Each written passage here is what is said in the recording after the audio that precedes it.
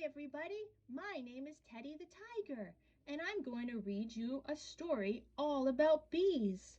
It's called Bees and Wasps, written by David Cutts, illustrated by Janice Kinnealy. It looks really interesting. Let's read. What's buzzing in the garden? If you look closely, you may see a bee. Bees are amazing insects.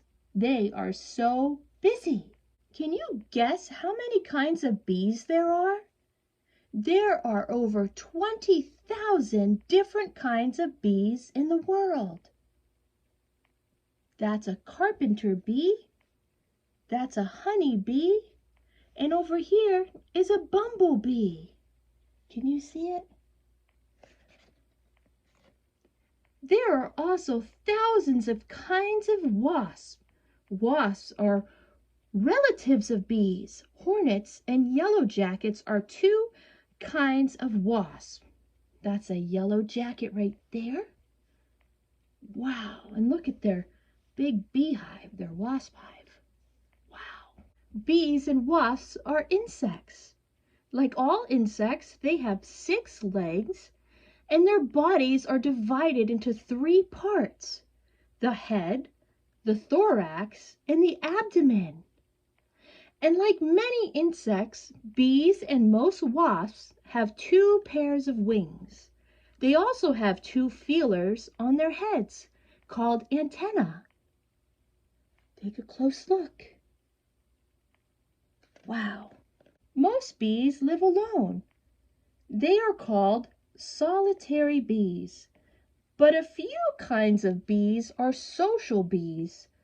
These bees live in groups called colonies. Social bees work together.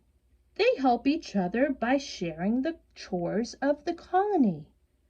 Honey bees are one kind of social bee. They help each other more than any other kinds of bees. Wow! A colony of bees lives in a hive. The hive contains something called a honeycomb. The honeycomb is made of beeswax. Beeswax comes from the wax glands inside the bees' bodies. Bees often build their hives in trees, but sometimes they choose a more protected place, such as high up in the rafters of an old barn. Tens of thousands of honeybees may live in a single hive, but there is only one queen bee in a colony. All the other bees are either workers or drones. The queen is the only bee in the hive that can lay eggs. That's all she does during spring and summer. A queen honeybee may live for about 5 years, laying as many as 1,000,000 eggs during that time. Wow, 1,000,000 eggs! Most of the other bees in a honeybee colony are workers. Workers are female bees, but they cannot lay eggs. They do all the work of the colony, including feeding the young, gathering food, building honeycomb cells, and guarding the colony. Male bees are called drones. They have only one job to do. They mate with the queen or with the queens of other colonies. Whether it is part of a natural beehive or a beekeeper's hive, the entrance to a beehive is a busy place. Each day, thousands of workers leave the hive to look for food. They get their food from flowers. One kind of food honeybees collect is called pollen. Workers carry the powdery pollen back to the hive in their pollen baskets. Pollen baskets are not really baskets. They are hairs that grow on the bees' back legs. The pollen from flowers sticks to these hairs, making it easy for the bees to carry. Another kind of food that worker bees collect is called nectar. Nectar is a sweet liquid found inside the flowers. Bees suck up nectar with their tongues. They carry the nectar back to the hive in their honey stomachs, which are located in the bees' abdomens. Then the bees turn the nectar into honey. The honey is used to feed the colony. Okay, here's a picture of a pollen and pollen basket right there. And here's a picture of the honeybee getting the pollen. If you could look inside a beehive, you would see a honeycomb made of thousands of tiny rooms called cells. The bees build the cells from beeswax. Each cell has 6 sides. The honeycomb hangs from the hive in rows that are back to back. Wow, take a look at those cells. Tiny rooms called cells. Neat, huh? Really cool. And here's a picture of a honeycomb. Look at all the bees working hard. So cool. Different cells in the hive are used in different ways. Honey is stored in some. Pollen is stored in others. There's a pollen storage cell and a honey storage cell. Take a look. Wow. Still others are used as a sort of nursery. The queen bee lays 1 egg in each nursery. The eggs are very small, about the size of a pinpoint. So they're very small, aren't they? The eggs, size of a pinpoint. After the queen lays the egg, it takes only 3 days to hatch. Out crawls a tiny worm-like creature called a larva. Worker bees have special glands in their heads. These glands make a food called royal jelly. Ooh, jelly. Which is full of protein and vitamins. Worker bees feed royal jelly to the larva for 3 days. Then for the next 2 days, they feed the larva something called bee bread. Bee bread is made of honey and pollen. Wow, this right here, right there, is the queen. See the queen there? And over here is an adult worker bee. Soon, the larva spins a silk cocoon or shell. Worker bees use beeswax to close the nursery cell. Inside the cocoon, the larva becomes a pupa. That's a hard word to say. Pupa, pupa. Finally, about 3 weeks from the time the egg was laid, out comes a new, fully grown worker bee. It chews its way out of the nursery cell, ready to join in the work of the colony. Let's take a close look. There's the egg,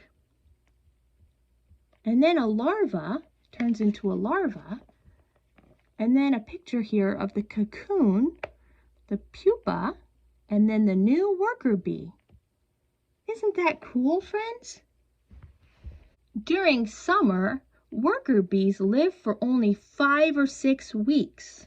But in that time, they have many different jobs. Each job is carried out as the worker reaches a certain age. The youngest workers have jobs in the hive. Older workers are food gatherers. These pictures show the jobs worker bees perform and the age at which each job is carried out. Let's take a look. 1 to 2 days old, right there. They clean out the cell. Ages 3 to 6 days old, the bee feeds pollen to the larva, right there. And down at the bottom here, 7 to 11 days old, the bee feeds royal jelly to larva. Can you see? Ages 12 to 15 days old, the bee builds cells made of wax. Wow. 16 to 19 days old, they receive and distribute food. And down here at the bottom, 20 days old, the bee guards the entrance to the hive. 21 to 42 days old, they gather food for the colony. Wow, so interesting. Worker bees are very busy. As they do their chores, they check on the pollen and honey supplies. They look into the nursery cells. They examine the honeycomb to make sure the hive is large enough. And they keep the queen safe. Bees have many enemies, including bears, who may ruin a hive while looking for honey to eat. Other creatures, such as skunks, like to eat bees. Worker bees use their venomous stingers to attack such predators. In the summer, heat can build up inside the hive, whether it's in the beekeeper's hive or a natural hive. The heat can melt the beeswax cells, so hundreds of worker bees go to the hive's entrance and turn themselves into portable fans. As they fan the air with their wings, they push cool air in and hot air out. If a queen lays too many eggs, a beehive can get crowded. When this happens, some of the workers leave the hive. The queen goes with them. This is called swarming. Scouts look for a good spot for a new colony. When one is found, the workers and queen build a new hive there. The bees left in the old hive have more room now. At first, they don't have a queen, but before long, a new queen hatches. Then she and the drones fly out of the hive on a mating flight. Soon the new queen begins laying eggs and life in the hive goes on.